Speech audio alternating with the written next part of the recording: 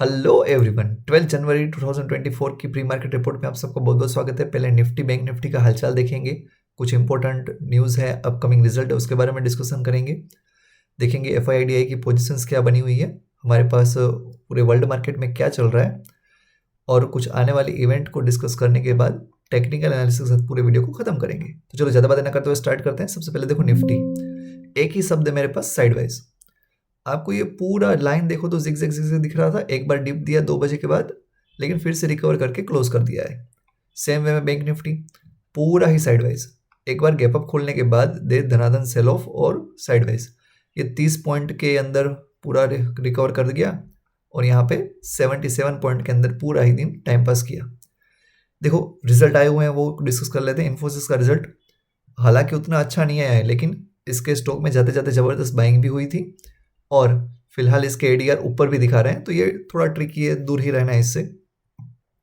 हमारे पास देखने जाए तो ये Q3 का रिजल्ट आया हुआ है, 1% ईयर ऑन ईयर ग्रोथ दिखाया हुआ है। 1% का ग्रोथ इतनी बड़ी आईटी कंपनी के लिए क्या ही होता है।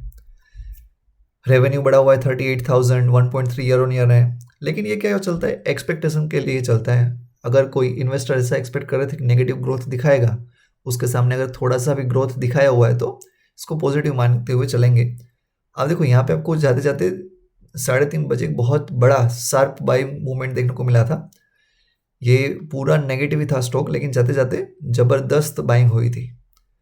टीसीएस का भी रिजल्ट आया हुआ है, वो इन्फोसिस के सामने बहुत अच्छा आया हुआ है। वहाँ पे 4% का आपको रेवेन्यू ग्रोथ देखने को मिलेगा। सामने इनकम है वो 8% से बढ़ी हुई है और डिविडेंड भी यहाँ पे अनाउंस किया हुआ है 27 रुपीज़ का। तो कल आईटी इंडेक्स शूट कर सकता है। और एक बहुत ज़बरदस्त नेगेटिव न्यूज़, पॉलिप कैब के अंदर दे धनाधन सेल ऑफ हो रहा है। आप सबको पता ही होगा, कल तो गिरा ही था ये थोड़ा सा, लेकिन आज तो पूरा सब कुछ साफ कर दिया। आप बोलो 20% का सेल ऑफ आज आया था, 2-3 दिन से 6-7% गिरा हुआ था। तो ये एक 5 दिन में ही, मतलब इसी वीक में ये 27% गिरा हुआ है और ये और जा कर के 20% गिर सकते हैं, उसमें कोई टेंशन वाली बात नहीं है। देखो इनकम टैक्स का एक फंड आया हुआ है, इनरेगुलरिटी कुछ देखने को मिली थी। एक बात सीधी सी है कि ये पूरी कंपनी डूबेगी नहीं। इनकम टैक्स के वजह से बहुत रेयर केस में कंपनियां डूबती है। वोडाफोन का केस टोटली अलग है, जब आगे जा कर के गवर्नमेंट इसको संभाल ही लेगी, लेकिन थोड़े दिन तक के लिए अप डाउन करता रह सकता है।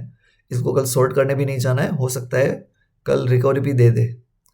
एनीवे, एफआईआई ने आज सेल किया हुआ है 900 करोड़ जितना, जबकि डीआईआई ने आकर के 1600 करोड़ का बाय किया था। तो डीआईआई अभी भी जबरदस्त बुलिशनेस देख रहे हैं मार्केट में। यस, हमारा फेवरेट डेटा देख लेते हैं। रिटेलर्स महा बुलिश, भयंकर बुलिश। पता नहीं कल ही वो अपर सर्किट लगने वाले हैं, ऐसा सोच करके बैठे हुए हैं रिटेलर्स, जबकि बाकी सारी की सारी स्मार्ट मनी है वो नेगेटिव गई हुई है। एफआईआई फिर भी बैलेंस करके चल रहे हैं, तो उनको कोई टेंशन नहीं है, लेकिन प्रो टोटली नेगेटिव हो चुके हैं। देखो आज भी मार्केट बहुत बड़ा गैप अप खोलने के बाद धीरे धीरे धीरे करके स्लाइड करके नीचे लेकर के आ गए। अगर कल गलती से बहुत बड़ा गैप अप खुल गया तो फिर उसको चेज करने मत जाना, फंस सकते हो। यस, एफआई की यहाँ पे भी पोजीशन आपको नेगेटिव देखने को मिलती है। यहाँ पे निफ्टी के अंदर जबरदस्त बेचा हुआ है, लेकिन ये पुराने पोजीशन होगी, उसके चलते भी यहाँ पे देखने को मिल सकता है। यस, फिलहाल देखने जाए तो इंडेक्स के अंदर एफआईआई बुलिश है, जबकि ऑप्शंस के अंदर वो बियरिश है। प्रो सेम वे में दोनों को बैलेंस करके चल रहे हैं, लेकिन एक अकेला रिटेल क्लाइंट है वो भयंकर बुलिश चल रहा है। सेक्टर वाइज देखो तो सब कुछ मिक्स ही था हमारे पास, 25 अप 25 डाउन वैसा चल रहा था। ऑयल, ऑटो और बैंक, इन तीनों में जबरदस्त बाइंग थी। रिलायंस को लास्ट में पकड़ करके खींचा गया।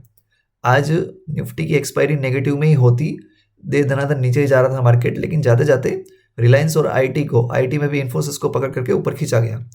एफएमसीजी, आईटी, फार्मा, इन सब जगह पे सेलिंग थी। चलो, ऑटो के नंबर अच्छे आए हैं तो वहाँ पे जबरदस्त बाएंगे। हीरो मोटोकॉप हो, बजाज हो, कुछ भी, सब जगह पे। रिलायंस एक अकेला, हो माय गॉड। जब जियो अलग हुआ इससे, तब भी वो 27-2800 पे था, फिर से आज पहुँच चुका है।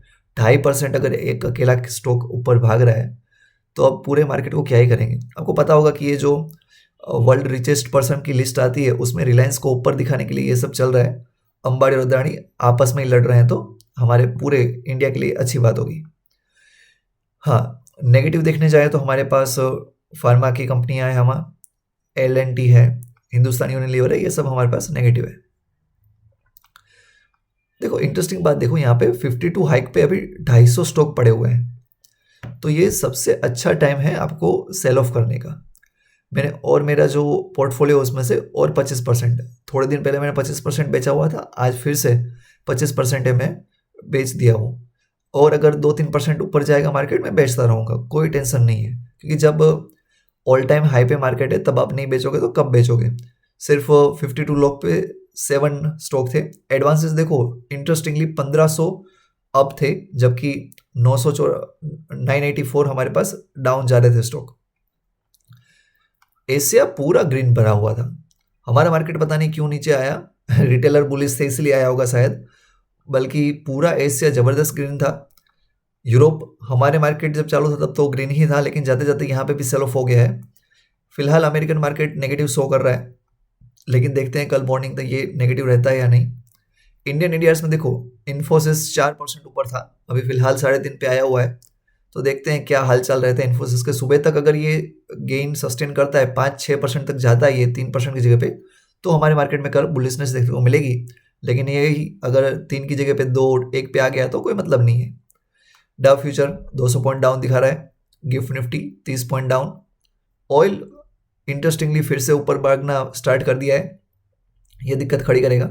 हाँ देखो, यूएसए का इन्फ्लेशन डेटा आने वाला था, वो 0.1 पहले आया था, इस बार आया हुआ है 0.3, तो उसी के चलते पूरे वर्ल्ड मार्केट ने नेगेटिविटी शो कर दी है। कोर इन्फ्लेशन भी हमारे पास सेम टू सेम आया, इन्फ्लेशन ईयर ऑन ईयर भी बढ़ा हुआ है, तो इन्फ्लेशन बढ़ेगा तो फिर से वही रेट हाइक वगैरह का टेंशन आएगा, तो मार्केट गिरे हुए हैं।